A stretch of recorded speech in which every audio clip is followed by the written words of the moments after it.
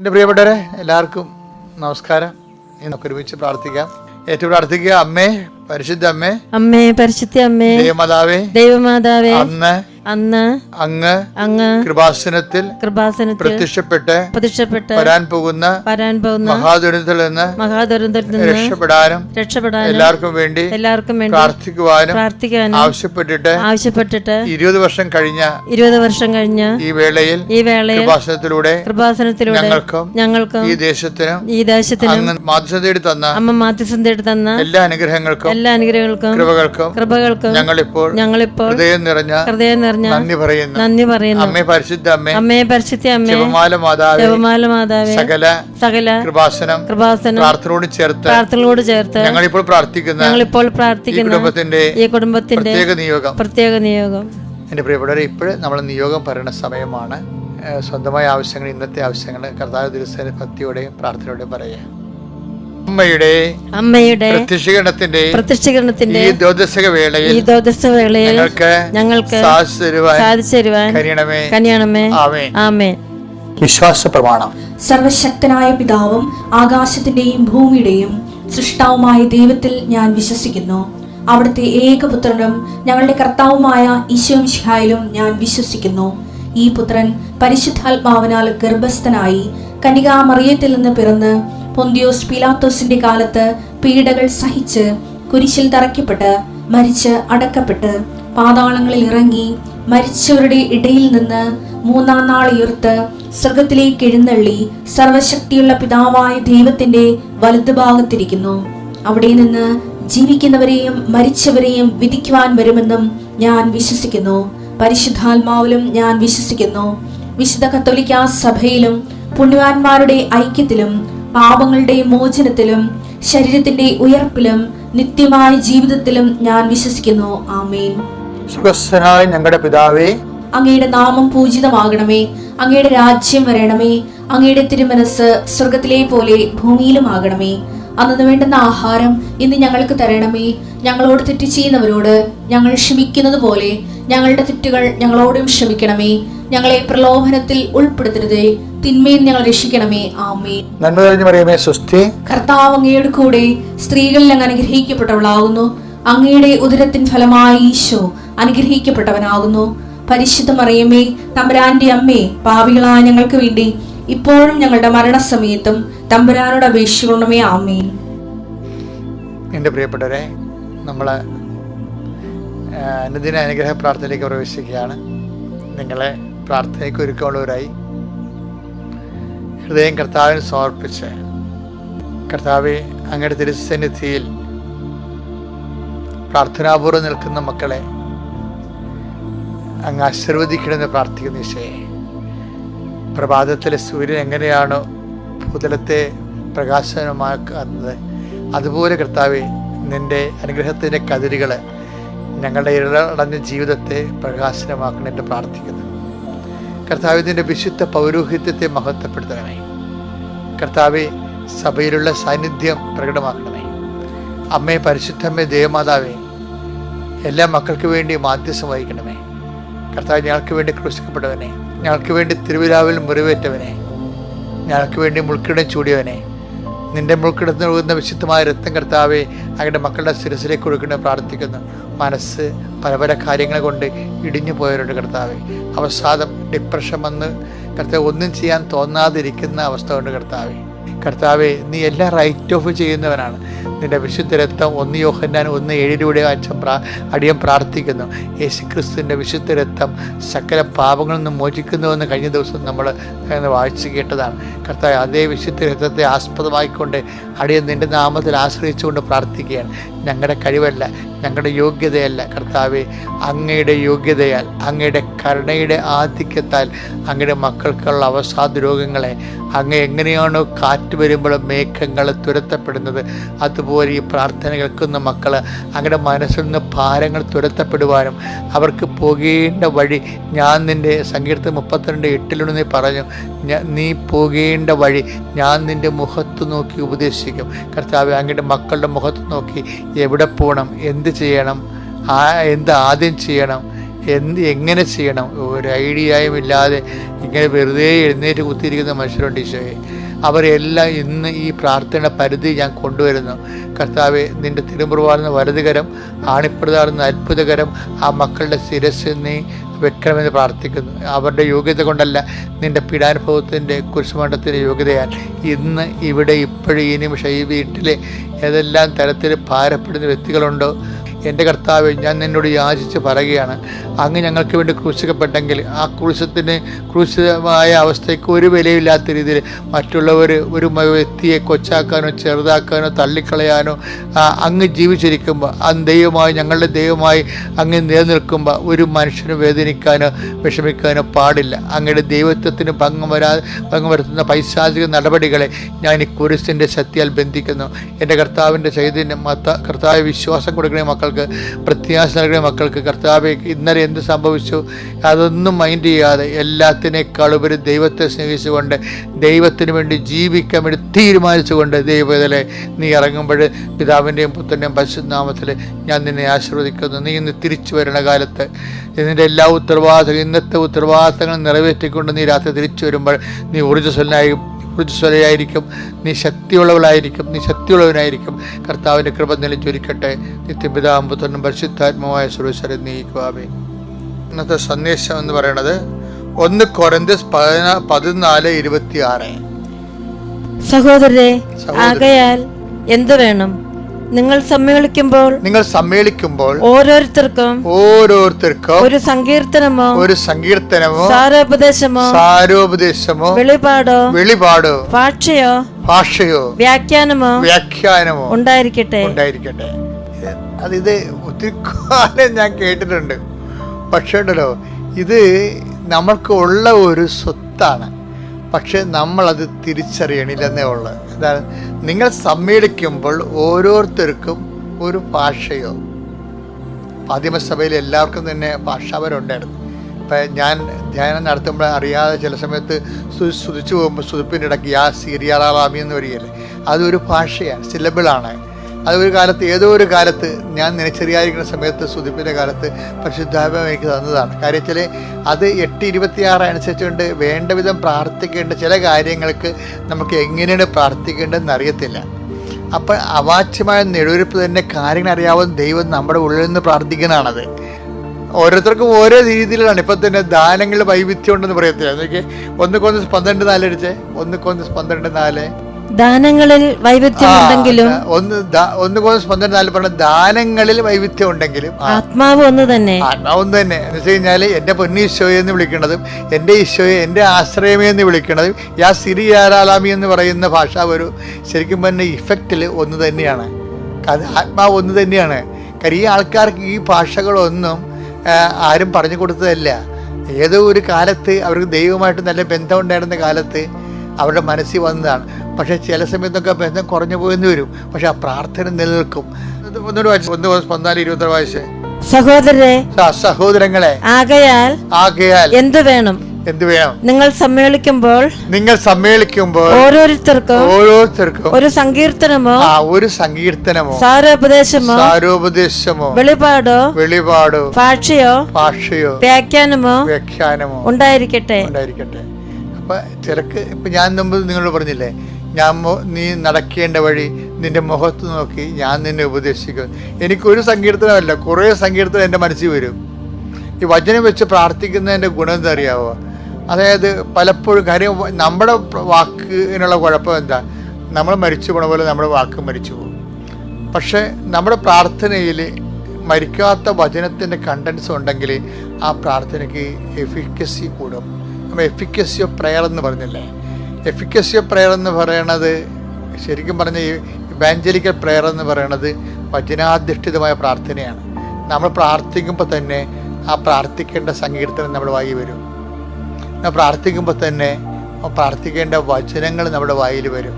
അപ്പോൾ ശരി 91 സങ്കീർത്തനം ചിലർക്ക് അഭിഷേകം കിട്ടിയിട്ടുണ്ട്. അവർ വിളിച്ച് ദൈവദൃശ്യം നിന്ന് അവിടെ 91 സങ്കീർത്തനം വരും. ചിലർക്ക് 23 സങ്കീർത്തനം ഭയങ്കര അഭിഷേകം കിട്ടിയിട്ടുണ്ട്. നമ്മൾ ഇതിൽ നിന്നാണ് നമുക്ക് പ്രതിവചന സങ്കീർത്തനത്തിൻ്റെ കൾച്ചർ വരേണ്ടത്. എന്താണ്? കർത്താവ് എൻ്റെ രക്ഷയും ഓഹരിയുമാകുന്നു. കർത്താവിൻ്റെ രക്ഷയും പ്രകാശമാകുന്നു. ഒരു ഉദാഹരണം ഞാൻ പറയാം. ഞാൻ എപ്പോഴും പ്രാർത്ഥിക്കുന്നത് നിങ്ങൾ കേട്ടിട്ടില്ലേ? എന്താണ്? എൻ്റെ കർത്താവ്, ഞാൻ ബൈബിൾ കുരിശൊക്കെ എടുത്തിട്ട് എന്താ പറയണത്? എൻ്റെ കർത്താവിൻ്റെ ഉന്നതമായ നാമത്തിൽ. എവിടുന്ന് കിട്ടി? എനിക്ക് പോലും അറിയാൻ പറ്റും എവിടുന്ന് കിട്ടിയത്. ഏതോ ഒരു കാലത്ത് ഞാനും ദൈവവുമായിട്ട് വസന്തകാല ബന്ധം ഉണ്ടായപ്പോൾ, ആത്മാവിൻ്റെ വസന്തം ഉണ്ടായിരുന്ന കാലത്ത് കർത്താവ് എൻ്റെ നാവിൽ ഇട്ട് തന്നൊരു തേനാണത്. എന്താ കാര്യം? എൻ്റെ കർത്താവിൻ്റെ ഉന്നതമായ നാമത്തിൽ. പിന്നെ എന്താണ്? സഭയുടെ അധികാരത്തിൽ. ഇതൊന്നും ഞാൻ ചിന്തിച്ച് പറയണമല്ല. സഭയുടെ അധികാരം എന്ന് പറഞ്ഞാൽ എന്താണ്? സഭയിൽ എനിക്ക് പൗരോഹിത്യം തന്നത്. അപ്പോൾ ആ അധികാരം ആടുകയാണ്. കർത്താവ് സഭയ്ക്ക് കൊടുത്തിട്ട് സഭ ഈ കാലത്തെ ശുശ്രൂഷയ്ക്ക് വേണ്ടി എനിക്ക് പരമേൽപ്പിച്ച് തന്നതാണ്. സഭയുടെ അധികാരത്തിൽ കുരിശിൻ്റെ അടയാളത്തിൽ ഇതിനേക്കാൾ വലിയ അടയാളം ഉണ്ടോ?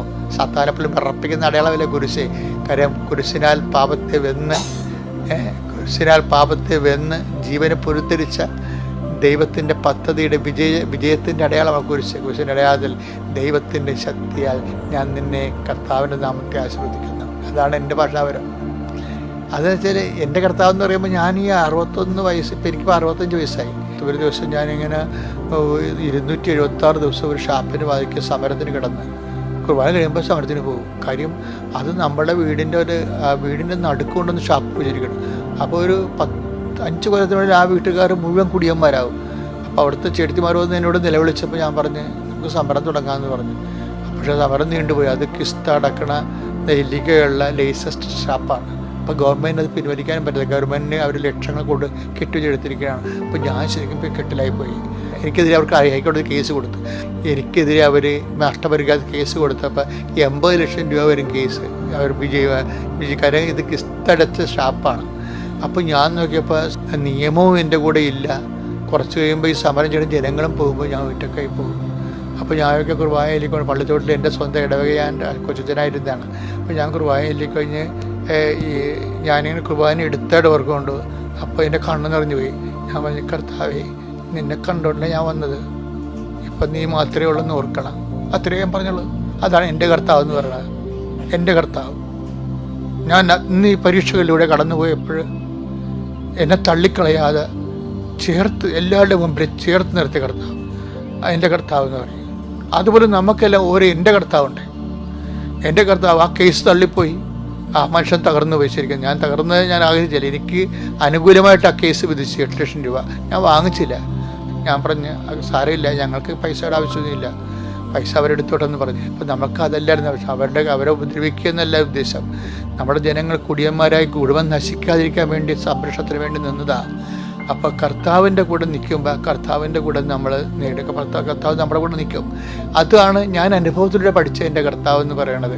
അതുപോലെ നിങ്ങൾക്കും നിങ്ങളുടെ ഒരു കർത്താവ് ഉണ്ടാവും. നിങ്ങളുടെ തക്ക സമയത്ത് അഗ്നിപരീക്ഷയിൽ നിങ്ങളെ സഹായിച്ച കർത്താവ്. നിങ്ങളും പ്രാർത്ഥിക്കുമ്പോൾ എൻ്റെ കർത്താവ് എന്ന് പറയാനൊരു കർത്താവ് ഉണ്ടാകണം. അനുഭവത്തിൻ്റെ കർത്താവ്. ഞാൻ ഓൺലൈനായിട്ട് ആദ്യം ഉടമ്പടി എടുത്തത് നവംബർ 2023 അതും ഞാൻ എൻ്റെ ഈ കൃപാസനത്തെക്കുറിച്ച് അറിയുന്നത് ഞാൻ എൻ്റെ കസിൻ സിസ്റ്റർ പറഞ്ഞാണ്.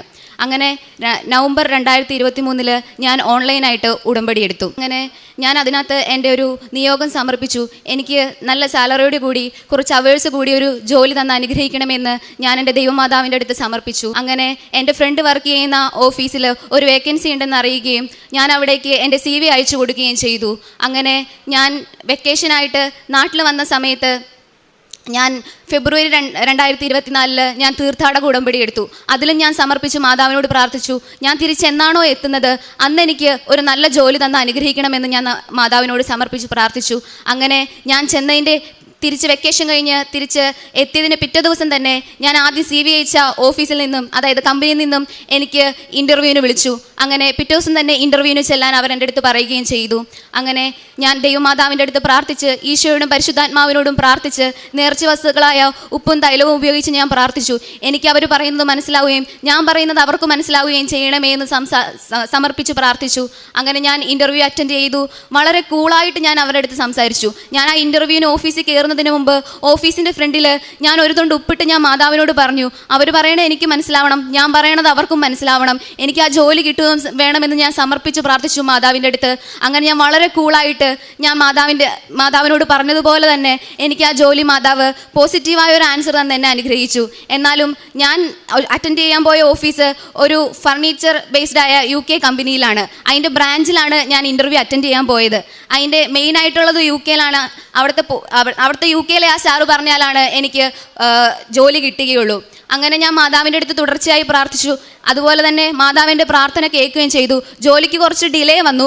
ഞാൻ മാതാവിൻ്റെ അടുത്ത് അത്രയും നാൾ എനിക്ക് നല്ലൊരു ജോലി തന്ന് അനുഗ്രഹിക്കണം, ഈ ജോലി തന്നെ വേണം എനിക്ക്, അങ്ങനെ പറഞ്ഞ് പ്രാർത്ഥിച്ചെങ്കിലും കുറച്ച് ഡിലേ വന്നപ്പോൾ എൻ്റെ പ്രാർത്ഥന ഞാൻ മാറ്റി. ആ UK ആ മെയിനായിട്ടുള്ള സാറിനെ സമർപ്പിച്ച് ഞാൻ പ്രാർത്ഥിക്കുവാൻ തുടങ്ങി. അദ്ദേഹത്തിനും അദ്ദേഹത്തിൻ്റെ കുടുംബത്തിനെയും സമർപ്പിച്ച് ഞാൻ പ്രാർത്ഥിച്ചു. അങ്ങനെ ഞാനൊരു ദിവസം ലൈറ്റ് ക്യാൻഡിൽ പ്രെയർ റിക്വസ്റ്റ് ഇട്ട് ഞാൻ മാതാവിനോട് പറഞ്ഞു, മാതാവേ എനിക്ക് പോസിറ്റീവായ ഒരു ആൻസർ എത്രയും വേഗം തരണമെന്ന് ഞാൻ പറഞ്ഞു. അങ്ങനെ മാതാവ് പിറ്റേ ദിവസം തന്നെ എനിക്ക് പോസിറ്റീവായ ഒരു ആൻസർ തന്നെ അനുഗ്രഹിച്ചു. അതിന് എൻ്റെ ഈശോയോടും പരിശുദ്ധാത്മാവിനോടും ഈശോയോടും പരിശുദ്ധ അമ്മയോടും എൻ്റെ പരിശുദ്ധാത്മാവിനോടും ഞാൻ നന്ദി രേഖപ്പെടുത്തുന്നു. അതുപോലെ തന്നെ രണ്ടാമത് പറയുകയാണെങ്കിൽ, ഞാൻ ഇവിടുന്ന് തിരിച്ചെത്തി പിറ്റേ മാസം എൻ്റെ ഹസ്ബൻഡിന്, എൻ്റെ നിയോഗത്തിലൊരു നിയോഗമായിരുന്നു എൻ്റെ ഹസ്ബൻഡിന് ഡ്രൈവിംഗ് ടെസ്റ്റ് കിട്ടണമെന്ന്. എല്ലാവർക്കും അറിയാവുന്ന പോലെ ഔട്ട് ഓഫ് ഇന്ത്യയിൽ ഒരു ഡ്രൈവിംഗ് ടെസ്റ്റ് പാസ്സാവുക എന്ന് പറഞ്ഞു കഴിഞ്ഞാൽ അത് വളരെ പാടുള്ളൊരു കാര്യമാണ്. 3 തവണ ഞാൻ ഉടമ്പടി എടുക്കുന്നതിന് മുന്നേ ഹസ്ബൻഡ് ഇൻ്റർവ്യൂ അറ്റൻഡ് ചെയ്തു. അതൊന്നും കിട്ടിയില്ല. ഞാൻ ഉടമ്പടി എടുത്തതിന് ശേഷം പിറ്റത്തെ മാസം തന്നെ മാതാവ് എൻ്റെ ഹസ്ബൻഡിന് ഒരു ഡ്രൈവിംഗ് ടെസ്റ്റ് കൊടുത്ത് പാസ്സാക്കി. ഞാൻ ഡ്രൈവിംഗ് ടെസ്റ്റിന് ഹസ്ബൻഡ് പോകുന്നതിന് മുൻപ് മാതാവിനോട് ഞാൻ പ്രാർത്ഥിച്ചു, ഇനിയും വിഷമിപ്പിക്കരുത്, ഈ ഡ്രൈവിംഗ് ടെസ്റ്റെങ്കിലും പാസ്സാവണം, അല്ലെങ്കിൽ ഫ്രണ്ട്സിൻ്റെ എല്ലാവരുടെയും മുന്നിൽ ഹസ്ബൻഡ് നാണം കിടുമെന്ന് ഞാൻ മാതാവിനോട് പറഞ്ഞിരുന്നു. ഹസ്ബൻഡ് ഡ്രൈവിംഗ് ടെസ്റ്റിന് പോകുന്നതിന് മുന്നേ ഞാൻ ഉപ്പും തൈലവും കൊടുത്ത് പ്രാർത്ഥിച്ചു. അതുപോലെ ഡ്രൈവിംഗ് ടെസ്റ്റിന് ചെന്നപ്പോൾ അത്രയും നാൾ പരിശീലിച്ചിരുന്ന കാറല്ല അന്ന് അവിടെ ഉണ്ടായിരുന്നത്, വേറൊരു കാറും അതുപോലെ തന്നെ അത്രയും ദിവസം പഠിപ്പിച്ചുകൊണ്ടിരുന്ന സാറുമല്ല ഉണ്ടായിരുന്നത്, വേറെ കാറും വേറെ സാറും. ഹസ്ബൻഡ് എന്നെ ഫോൺ വിളിച്ച് പറഞ്ഞു, പേടിയാവുന്നു, കിട്ടുകയില്ല എന്ന് പറഞ്ഞു. ഞാൻ പറഞ്ഞു, ഒന്നുകൊണ്ടും പേടിക്കേണ്ട, കിട്ടും, മാതാവ് അനുഗ്രഹിക്കും എന്ന് പറഞ്ഞു. ഹസ്ബൻഡ് അവിടെ ഡ്രൈവിംഗ് ടെസ്റ്റ് അറ്റൻഡ് ചെയ്തിരുന്ന സമയത്ത് ഞാൻ എൻ്റെ മാതാവിൻ്റെ മുന്നിൽ കണ്ണുനീരോടുകൂടി മുട്ടുകുത്തി നിന്ന് പ്രാർത്ഥിച്ചു, ഹസ്ബൻഡിന് ഡ്രൈവിംഗ് ടെസ്റ്റ് പാസ്സാവാൻ സാധിക്കണമെന്ന്. ഞാൻ കണ്ണടച്ച് തുറന്നപ്പോൾ എൻ്റെ മുന്നിൽ എൻ്റെ മാതാവ് ഒരു തീനാളത്തിൻ്റെ രൂപത്തിൽ മുകളിലേക്ക് പറന്നു പൊങ്ങുന്നത് ഞാൻ കണ്ടു. ഞാൻ മാതാവിനോട് പറഞ്ഞത്, ഞാൻ കണ്ടത് എൻ്റെ ഈ മാതാവിനെ ആണെങ്കിൽ എൻ്റെ ഹസ്ബൻഡ് ഈ ഡ്രൈവിംഗ് ടെസ്റ്റ് പാസ്സാവണേന്ന് ഞാൻ പ്രാർത്ഥിച്ചു. അതുപോലെ തന്നെ എൻ്റെ ഹസ്ബൻഡ് ഡ്രൈവിംഗ് ടെസ്റ്റ് പാസ്സായി. എൻ്റെ ഹസ്ബൻഡിന് ഡ്രൈവിംഗ് ടെസ്റ്റ് കൊടുത്ത് അനുഗ്രഹിച്ച എൻ്റെ പരിശുദ്ധ അമ്മ മാതാവിനും എൻ്റെ ഈശോയ്ക്കും എൻ്റെ പരിശുദ്ധാത്മാവിനും ഒരുപാട് നന്ദി പറഞ്ഞുകൊള്ളുന്നു. അതുപോലെ തന്നെ ഞങ്ങൾക്ക് അവിടെ ഒരു വീട് തന്ന് അനുഗ്രഹിക്കണമെന്ന് ഞാൻ മാതാവിനോട് പറഞ്ഞു. അങ്ങനെ ഒരു വീടിനായി ഞങ്ങളൊരു ഏജൻസി സമർപ്പിച്ചു, ഒരു ഏജൻസിയെ സമീപിക്കുകയുണ്ടായി. അങ്ങനെ ഏജൻസി അന്ന് ഞങ്ങൾ പോയ ആ ദിവസം ഏജൻസി തുറന്നിട്ടേ ഇല്ല. കുറേ നേരം ഞങ്ങൾ നിന്നു, ആ ഏജൻസി തുറന്നിട്ടില്ല. ഞാൻ എൻ്റെ കയ്യിൽ വിശുദ്ധ ഉപ്പ് കരുതിയിട്ടുണ്ടായിരുന്നു. ഞാനങ്ങനെ ഒരു തൊണ്ട് ഉപ്പ് ആ ഓഫീസിന് മുന്നിലിട്ട് പ്രാർത്ഥിച്ചു, ഈ ഓഫീസ് ഒന്ന് തുറക്കണേ എന്ന് ഞാൻ സമർപ്പിച്ച് മാതാവിനോട് പ്രാർത്ഥിക്കുകയുണ്ടായി. എന്നിട്ടും ഒരു 2 മിനിറ്റ് കഴിഞ്ഞപ്പോൾ ഞങ്ങൾ പറഞ്ഞു, എന്നാ വേണ്ട, സാരമില്ല, നമുക്ക് പോവാമെന്ന് പറഞ്ഞെങ്കിലും ഞങ്ങൾ പോവാൻ തുടങ്ങിയപ്പോൾ തന്നെ ആ ഓഫീസ് ഓപ്പൺ ആക്കുകയുണ്ടായി. അങ്ങനെ ഞങ്ങളോട് പറഞ്ഞു, ഞാൻ അതിനു മുന്നേ മാതാവിൻ്റെ അടുത്ത് ഒരു ഡേറ്റ് ഇട്ട് പ്രാർത്ഥിക്കുകയുണ്ടായി. 15 എന്നുള്ളൊരു ഡേറ്റിന് മാതാവ് നല്ലൊരു വീട് തന്ന് ഞങ്ങൾക്ക് അനുഗ്രഹിക്കണം എന്ന് പറയുകയുണ്ടായി. അങ്ങനെ മാതാവ് 15 എന്നുള്ളൊരു ഡേറ്റിന് ഒരു ഏജൻസിയിൽ ഒരു വീട് തന്ന് 15 എന്നുള്ളൊരു ഡേറ്റിന് എഗ്രിമെൻ്റ് എഴുതാമെന്ന് പറയുകയുണ്ടായി. അങ്ങനെ എഗ്രിമെൻ്റ് എഴുതാമെന്ന് പറയുകയുണ്ടായെങ്കിലും എൻ്റെ മനസ്സിലൊരു തോന്നൽ വന്നു, വേണ്ട, ആ വീട് വേണ്ട, വേറെ വീട് നോക്കാമെന്നൊരു തോന്നൽ വന്നു. അങ്ങനെ ഞാൻ മാതാവിൻ്റെ മുമ്പിൽ ഒരു പേപ്പർ ഇട്ട് സമർപ്പിച്ചു. എസും നോയെന്നും പറഞ്ഞൊരു പേപ്പർ മടക്കി ഞാൻ മാതാവിൻ്റെ മുന്നിലിട്ടിട്ട് മാതാവിനോട് പറഞ്ഞു, മാതാവിന് എന്താണോ ഇഷ്ടം അതുപോലെ എനിക്ക് തരണം എന്ന് പറഞ്ഞു. ഞാൻ എടുത്തു, നോന്നാണ് വന്നത്. അതേപോലെ തന്നെ ഈ 15 എന്നുള്ളൊരു ഡേറ്റ് അതും ഞാൻ ഒരു പേപ്പറിൽ എഴുതി ഫോൾഡ് ചെയ്തിട്ട് ഞാൻ മാതാവിൻ്റെ അടുത്ത് മുന്നിൽ സമർപ്പിച്ചിട്ടുണ്ടായിരുന്നു. അങ്ങനെ 15 ഉള്ള ഡേറ്റിൽ മാതാവ് ആ വീട് എഗ്രിമെൻ്റ് ചെയ്തെന്ന് പറഞ്ഞെങ്കിലും ഞാൻ നോ എന്നുള്ളൊരു ആൻസർ കൊടുത്തേ. അപ്പോൾ ഈ പേപ്പർ അവിടെ ഞാൻ നല്ല രീതിയിൽ മടക്കി വെച്ചിരുന്ന പേപ്പറാണ്. പിന്നെ ഞാൻ കാണുന്നത് 1, 2 എന്നുള്ളൊരു ഡേറ്റാണ്. ആ 15 എന്നുള്ളതിൻ്റെ സ്ഥാനത്ത് ഞാൻ 1, 2 എന്നാണ് കാണുന്നത്. അങ്ങനെ ഞാൻ വിചാരിച്ചു, എന്നാൽ പിറ്റേ മാസം, അടുത്ത മാസം 12-ാം തീയതി മാതാവ് എനിക്കൊരു വീട് തന്ന് അനുഗ്രഹിക്കുമായിരിക്കും എന്ന് വിചാരിച്ചു. അങ്ങനെ മാതാവ് ഒരു വീട് തന്നു. 12-ാം തീയതിയല്ല, ഞാൻ ഏത് മാസമാണോ ഡേറ്റ് ഇട്ട് പ്രാർത്ഥിച്ചേ ആ മാസം 21-ാം തീയതി മാതാവ് ഞാൻ എൻ്റെ മനസ്സിൽ ആഗ്രഹിച്ച പോലത്തെ ഒരു നല്ല ഭവൻ തന്ന് എന്നെ എൻ്റെ കുടുംബത്തെ അനുഗ്രഹിച്ചു. ഞാൻ ആ വീടിന് ഹോം ഓഫ് ഗ്രേസ് എന്ന് പേരിടുകയും ചെയ്തു. അതുപോലെ തന്നെ അടുത്തതായി ഞങ്ങൾക്കൊരു കാറ് വേണമെന്ന് വളരെയധികം ആഗ്രഹം ഉണ്ടായിരുന്നു. അങ്ങനെ മാതാവിൻ്റെ അടുത്ത് സമർപ്പിച്ച് പ്രാർത്ഥിച്ചു. ഞങ്ങളുടെ ബഡ്ജറ്റിൽ ഒടുങ്ങുന്ന ഒരു ഗ്രേ കളർ കാറ് തന്ന് അനുഗ്രഹിക്കണമെന്ന് സമർപ്പിച്ച് പ്രാർത്ഥിച്ചു. അങ്ങനെ മാതാവ് ഞങ്ങൾക്കൊരു സിൽവർ ഗ്രേ കളർ, മാതാവിൻ്റെ കളറുള്ളൊരു ഒതുങ്ങിയ കാറ് ഞങ്ങളുടെ ബഡ്ജറ്റിൽ തന്നെ മാതാവ് തന്ന് അനുഗ്രഹിച്ചു. അതിന് ഞാൻ എൻ്റെ ഈശോയോടും എൻ്റെ ഈശോമ്മയുടെ അടുത്തും പരിശുദ്ധാത്മാവിൻ്റെ അടുത്തും 1 കോടി നന്ദി പറയുന്നു. അതുപോലെ തന്നെ പഴയ ജോബ്, ഞാൻ നേരത്തെ ജോബ് ചെയ്തുകൊണ്ടിരുന്നത് ഒരു ഇന്ത്യൻ ഷോപ്പിലായിരുന്നു. അവിടെ കുറച്ച് നോർത്ത് ഇന്ത്യൻസും കുറച്ച് യുക്രൈൻസും ആണ് വർക്ക് ചെയ്തുകൊണ്ടിരുന്നത്. അവിടെ ഞാൻ പുതിയ ജോലി എനിക്ക് കിട്ടി, എനിക്ക് പുതിയ ജോലിയിലേക്ക് പോകണമെന്ന് ഞാൻ പറഞ്ഞു കഴിഞ്ഞപ്പോൾ അവരെൻ്റെ അടുത്ത് പറഞ്ഞു ഇപ്പോൾ പോകാൻ പറ്റില്ല, ഇപ്പോൾ തിരക്കുള്ള സീസണാ, കിട്ടില്ല, വിടില്ല എന്ന് പറഞ്ഞു. ഞാൻ ഓൾറെഡി മറ്റടുത്ത് ജോയിൻ ചെയ്യാൻ ഡേറ്റും തീരുമാനിച്ച് അവരുടെ അടുത്ത് ഡേറ്റും പറഞ്ഞതായിരുന്നു. ഞാനത് മാതാവിൻ്റെ അടുത്ത് സമർപ്പിച്ച് പ്രാർത്ഥിച്ചു, മാതാവേ എനിക്ക് പോകണം, എനിക്ക് ആ ജോലി വേണം, എനിക്ക് മാതാവ് എന്നെ അനുഗ്രഹിക്കണം, എന്നെ ഇവരിവിടുന്ന് വിടണമെന്ന് ഞാൻ മാതാവിൻ്റെ അടുത്ത് പ്രാർത്ഥിച്ചു. അങ്ങനെ അതും മാതാവ് എന്നെ അനുഗ്രഹിച്ചു. അവിടെ എനിക്ക് ജോലി ഡ്യൂട്ടി എനിക്ക് അഡ്ജസ്റ്റ് ചെയ്ത് തന്നു. വീക്കെൻഡിൽ മാത്രം ഞാൻ പഴയ ജോലിക്കും പോയി, അല്ലാത്ത വീക്ക് ഡേയ്സിൽ ഞാൻ പുതിയ ജോലിക്കും പോയി. അങ്ങനെ എനിക്ക് ഡബിൾ സാലറിയോട് കൂടി മാതാവ് എനിക്ക് 2 ജോലിയും തന്നു. അതുപോലെ തന്നെ പ്രേക്ഷിത പ്രവർത്തനങ്ങൾ എന്ന് പറയുകയാണെങ്കിൽ ഞാൻ ഒരു യാക്കോബായ വിശ്വാസിയാണ്.